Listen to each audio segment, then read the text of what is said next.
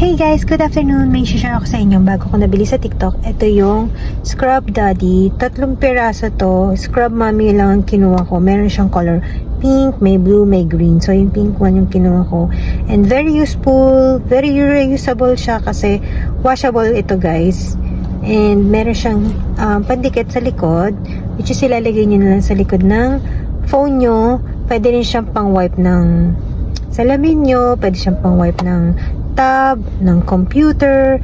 Hindi na siya makagasgas kasi makinis ito guys. Tapos kapag winash nyo, babalik pa rin yung pandikit niya sa likod. And ang kagandahan din ito, hindi nyo na siya makakalimutan. Lalo na tayo, diba, kapag yung may mga fingerprint sa phone natin or any gadgets na gagamitin natin. Kasi ito, makikita nyo na. And iwa-wipe nyo na lang siyang ganito. Then, yes, maliwanag. And klarong-klaro na yung tsura nyo kapag yung katulad ito,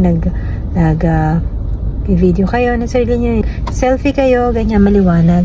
And then, ayun, kasi iba, diba, ini-sprayan pa yan, or ano nilalagay nila sa nila, na i-scratchan yung phone nila kapag gumamit sila ng pang-wipe nila sa kanilang gadgets. And ito guys, maganda siya. 180 pesos, 3 piraso. Murang-murang halaga, kaya try nyo na.